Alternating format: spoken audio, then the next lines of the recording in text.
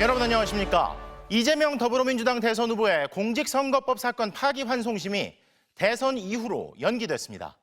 앞서 대법원이 이재명 후보 사건 재판을 이례적으로 초고속 진행하면서 정치권은 물론 법조계에서도 논란이 뜨거웠고 무엇보다 유권자들 사이에서 대법원이 직접 대선에 개입해 선거권을 빼앗으려 한다는 비판이 쏟아졌는데요. 오늘 기일을 연기하며 재판부는 균등한 선거운동 기회를 보장하고 재판의 공정성 논란을 없애기 위해서라는 이유를 밝혔습니다. 첫 소식 유서영 기자가 보도합니다. 이재명 민주당 대선 후보의 공직선거법 위반 혐의 사건 파기환송심 첫 공판이 대선 이후로 미뤄졌습니다. 서울고법 형사 7부는 오늘 15일 낮 2시로 지정했던 첫 공판 기일을 다음 달 18일 오전 10시로 연기한다고 밝혔습니다. 재판부는 이 후보 측이 기일 변경 신청서를 제출한 지 약 1시간 만에 이를 받아들였다고 언론에 공지했습니다. 그러면서 대선 후보인 피고인에게 균등한 선거운동 기회를 보장하고 재판의 공정성 논란을 없애기 위해 대선 이후로 기일을 변경했다고 이유를 설명했습니다. 또 법원 안팎의 영향이나 간섭을 받지 않고 오로지 헌법과 법률에 따라 독립하여 공정하게 재판한다는 자세를 견지해왔고 앞으로도 마찬가지라고 했습니다. 법원이 기일 변경 사유를 공개적으로 밝히는 건 매우 드문 일입니다. 전례 없는 초고속 재판 진행을 놓고 커지고 있는 법원 안팎의 비판 여론과 무관치 않아 보입니다. 앞서 대법원은 항소심 무죄 선고 36일 만인 지난 1일 사건을 유죄 취지로 파기환송했습니다. 통상 한 달에 한 번 하는 전원 합의 기일을 이틀 만에 열어 사건 배당부터 결론까지 사흘 안에 끝냈습니다. 대법원 선고 이튿날 사건을 넘겨받은 서울고법도 그날 바로 첫 공판 기일을 지정하면서 재판의 속도를 냈습니다. 대선이 임박한 상황에서 사법부가 정치 개입 논란을 자초했다는 현직 판사들의 실명 비판글이 법원 내부망에 이어졌습니다. 민주당은 5월 12일 공식 선거운동 돌입 전에 재판부가 공판 기일을 미뤄야 한다면서 탄핵, 청문회, 입법 등 수단을 총동원하겠다고 압박해왔습니다. 대선 기간 예정된 재판은 더 있습니다. 이 후보 측은 다른 재판도 대선 이후로 연기해달라고 신청했고 이 가운데 대장동 의혹 사건 재판부도 이를 받아들여 다음 달 24일로 연기했습니다. MBC 뉴스 유서영입니다. 단일화를 놓고 신경전을 벌이던 국민의힘 김문수 후보와 무소속 한덕수 후보가 오늘 저녁 회동을 가졌습니다. 이번 만남에서 어떤 결정이 내려질지 관심이 쏠렸는데요. 자, 홍익표 기자, 두 후보의 회동이 끝났습니까? 네, 김문수, 한덕수 두 후보는 오늘 오후 6시쯤부터 서울 종로구의 한 식당에서 만났는데요. 단일화 문제를 놓고 대면한 지 1시간 20분 만에 회동이 마무리됐습니다. 회동 전 두 후보는 서로 고생이 많다고 덕담을 나누며 화기애애한 분위기를 연출하기도 했는데요. 막상 회담에 나선 뒤 뚜렷한 결론이 나온 건 없었습니다. 한 후보 측은 특별하게 합의된 사항은 없다고 밝혔고요. 김 후보도 제 나름의 단일화 방안을 얘기했는데 한 후보가 당이 하자는 대로 하겠다고만 반복하면서 진척이 없었다고 설명했습니다. 김 후보는 한덕수 후보가 11일이 지나면 후보 등록을 하지 않겠다고 했다면서 자신이 그러면 11일 이후 자연스럽게 단일화가 되는 것 아니냐고 되물었다고 밝혔는데요. 그러면서 안타깝고 유감스럽다는 말을 여러 차례 했습니다.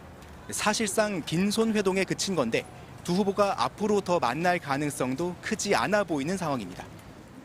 네, 오늘 만나서도 합의된 게 없으면 더더욱 결판이 나기 쉽지 않을 것 같은데 양측의 신경전도 워낙 치열했었죠. 네, 김 후보는 앞서 입장문을 통해 자신이 정당한 후보로 선출됐다고 밝히면서 정당성을 강조했는데요. 김 후보 측 관계자들의 설명을 종합해봐도 단일화는 당의 공식 후보가 주도해야 한다는 의지도 커 보입니다.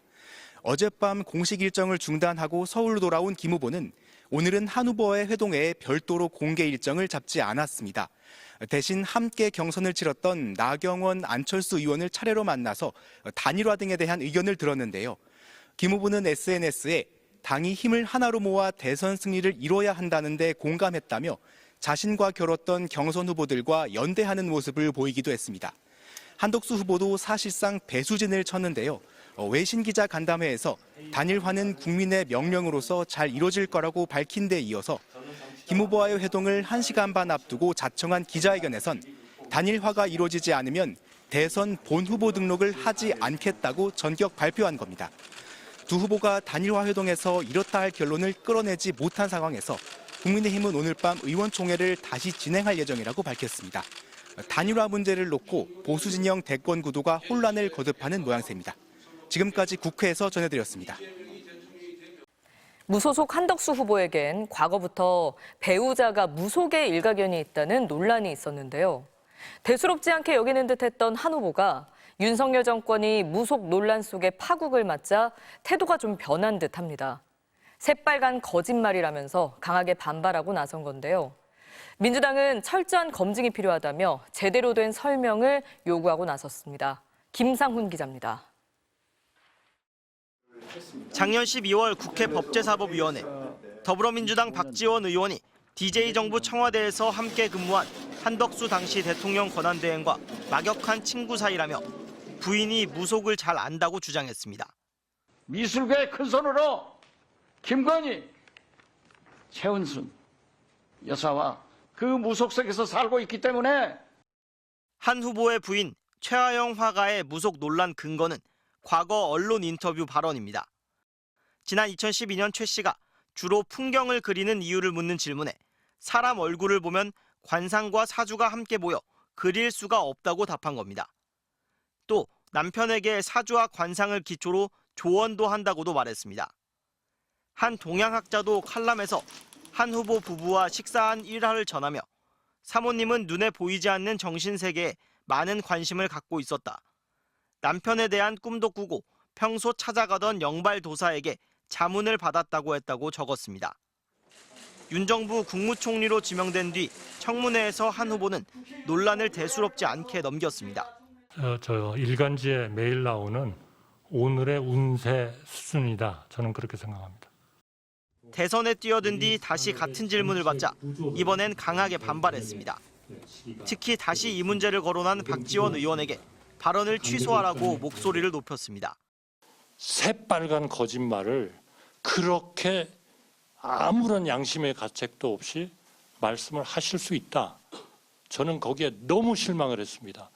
고소하라고 그랬어요. 고소를 하면은 자기 부인의 무속 행각이 속속들이 드러납니다. 민주당은 국민들이 윤석열 시즌2 무속 정권의 재림을 걱정할 것이라며 똑바로 해명하라고 압박했습니다. 한 후보 측은 수천 년간 이어져온 동양 철학인 주역과 사주 명리를 공부한 것을 두고 구술하거나 무속에 심취했다는 것은 무지거나 고의적인 왜곡이라고 밝혔습니다. MBC 뉴스 김상훈입니다. 자, 이번엔 윤석열 전 대통령 수사 관련 소식입니다. 해병대 최상병 사건 수사외압 의혹을 수사 중인 고위공직자범죄수사처가 오늘 대통령실에 대한 압수수색에 나섰습니다. 압수수색 영장엔 윤 전 대통령이 피의자로 적시됐는데요. 하지만 이른바 VIP 경로설의 진원지에 대한 영장 집행은 오늘도 끝내 무산됐습니다. 구나연 기자입니다. 공수처가 오전부터 용산 대통령실에 대한 압수수색에 나섰습니다. 해병대 최상병 순직 사건 수사 외압 의혹 수사 과정에서 공수처가 대통령실을 상대로 강제 수사에 나선 건 이번이 처음입니다. 영장은 서울중앙지법이 발부했고 윤석열 전 대통령이 직권남용 권리행사 방해 혐의를 받는 피의자로 적시됐습니다. 공수처는 이른바 VIP 경로설이 시작된 2023년 7월 31일 윤석열 전 대통령 주재 국가안보실 회의 자료를 확보하기 위해 압수수색에 나선 것으로 파악됐습니다. 또 02-800-7070 대통령실 내선 번호를 누가 썼는지 가입자 명의와 서버 기록도 압수 대상에 포함됐습니다. 이종섭 당시 국방부 장관이 안보실 회의 직후 걸려온 02-800-7070 전화를 받고 해병대 수사단 결과 경찰 이첩 보류를 해병대 사령관에게 지시했다는 게 VIP 경로설 의혹의 핵심입니다. 영장에는 이 전 장관도 피의자로 적시됐습니다. 대통령으로부터 전화 받으셨습니까? 통화하셨습니까? 이 건과 관련해서 예. 통화한 게 없습니다. 공수처는 최근 이번 사건의 핵심 인물인 임성근 전 해병대 1사단장을 불러 휴대폰 포렌식을 진행하며 비상계엄 수사로 중단됐던 최상병 사건 수사를 약 4달 만에 재개했습니다. 대통령 경로의 통로로 지목된 이시원, 임기훈 전 비서관 등 대통령실 관계자 조사 없이 곧바로 대통령실 압수수색에 나선 건 관련 자료가 지정 기록물로 지정될 경우 최장 30년까지 봉인될 수 있기 때문인 것으로 보입니다. 하지만 공수처 검사와 수사관들은 대통령실 경내에 진입하지는 못했습니다. 오후 5시 반쯤 영장 집행을 중지하면서 압수수색은 불발됐습니다. 그동안 대통령실은 형사소송법 110조와 111조를 들어 군사상 공무상 비밀을 요하는 장소라며 압수수색을 거부해왔습니다. 공수처 관계자는 영장 집행과 관련해 대통령실과 계속 협의할 예정이라고 밝혔습니다. MBC 뉴스 구나연입니다. 부산에서 세계 라면 축제가 열리고 있는데요. 파행으로 끝난 새만금 잼버리를 빗대 라면 잼버리라는 혹평이 쏟아지고 있습니다. 대체 무슨 상황인지 현장을 찾아가 봤습니다. 김윤아 기자입니다. 공사판 마냥 황량한 자갈밭에 라면 박스들이 굴러다닙니다. 전 세계 다양한 라면을 한자리에서 맛볼 수 있다며 지난 2일부터 열리고 있는 세계 라면 축제. 하지만 진열돼 있는 라면들은 태국 등 동남아 라면들 뿐입니다. 라면은 세계 박람회를 해놔놓고 세계 라면이 거의 없어요. 거의 뭐 국산 라면만 있고. 심지어 축제가 시작된 지난 연휴엔 국산 컵라면 등 달랑 3종류만 있었습니다. 주최 측은 당초 전 세계 15개 나라에 2,200여 개 라면을 선보이겠다고 홍보했지만 실제 준비된 건 10개 남짓에 그쳤습니다. 라면은 참가자들이 선택한 뒤 알아서 자리를 잡고 직접 끓여 먹어야 하는데 그마저도 뜨거운 물이 잘 안 나와 아예 못 먹고 돌아간 참가자도 있었습니다. 물이 미지근해서 라면이 아니고서 저희가 라면을 아예 못 먹었거든요. 라면 축제 참가 비용은 10,000원. 10,000원 주고 난민 체험했다. 우리 집에 라면 종류가 더 많다. SNS에 혹평이 쏟아졌고 파행으로 끝난 새만금 잼버리를 빗댄 라면 잼버리. 라면 종류가 3개뿐이라 세계 라면 축제냐는 비아냥도 나왔습니다. 3가지였거든요. 토핑 같은 거, 파라든가 뭐 치즈라든가 그런 게 돼 있을 줄 알았거든요. 김치 하나도 없고 그 흔한 단무지 하나 없잖아요. 축제에서 열릴 예정이었던 공연은 대금이 지불되지 않아 취소됐고 물과 음료는 현금만 받았습니다. 카드 결제가 아예 안 돼요? 주최 측은 준비 기간이 부족해 미흡한 부분이 있었다며 오는 11일까지 축제를 이어간다는 입장입니다. 통관이 50%밖에 안 됐는데 이게 진행하다 보니까 2,000개 라면 그거는 사실은 우리가 그렇게 설계는 했는데 라면 수급이 힘들었고 수익금의 60%를 기부하겠다고 홍보하며 야심차게 시작한 세계 라면 축제. 참가자들이 온라인에 남긴 평점은 5점 만점에 0점대를 기록하고 있습니다. MBC 뉴스 김윤아입니다.